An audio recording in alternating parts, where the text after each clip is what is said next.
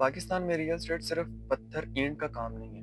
ये 1.5 trillion dollar की एक बड़ी इंडस्ट्री है, लेकिन बहुत सारे लोग इस बड़ी इंडस्ट्री में भी अपना पैसा डुबो देते हैं सिर्फ इस वजह से कि उनको परचेजिंग नॉलेज ही नहीं होता।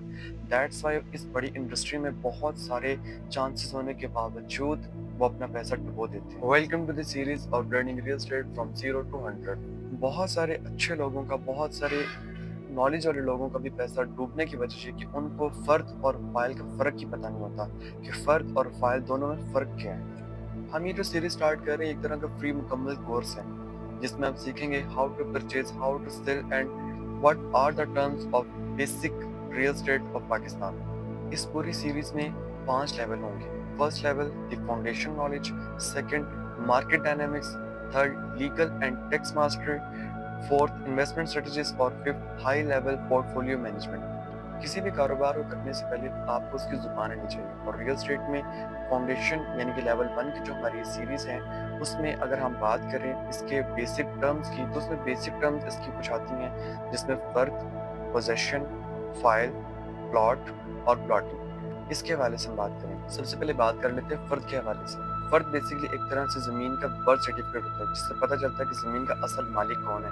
ये जारी करता है LRD यानी कि लैंड रेवेन्यू डिपार्टमेंट, जिससे पता चलता है कि ज़मीन का असल मालिक कौन है। इसके बाद आता है म्यूटेशन, रजिस्ट्री इंतकाल। रजिस्ट्री इंतकाल बेसिकली वो प्रोसेस होता है जिसमें आप प्रॉपर्टी ख़रीदने के बाद गवर्नमेंट कागजात में अपना नाम तब्दील करवाते हैं, यानी कि नाम की तब्दीली के प्रोसेस को कहते हैं रजिस्ट्री इंतकाल। उसके बाद एक बेसिक आता है फाइल और प्लॉट का डिफरेंस।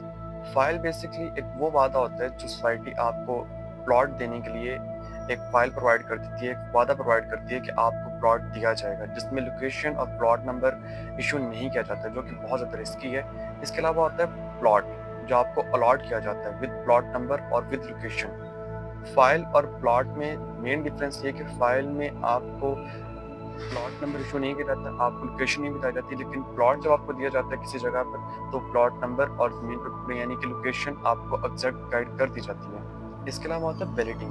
बैलेटिंग वाला प्रोसेस वो होता है जिसमें डेवलपर्स एक तरह से कुरानंदाजी करते हैं और उस कुरानंदाजी में आपको लोकेशन बताई जाती है प्लॉट की और प्लॉट नंबर इशू किया जाता है। देन आता है पोजेशन वाला प्रोसेस। पोजेशन में डेवलपर अनाउंस करता है कि अब आप अपना घर बना सकते हैं प्लॉट पे, जिसको कहते हैं कि प्लॉट पर कब्जा मिल जाना।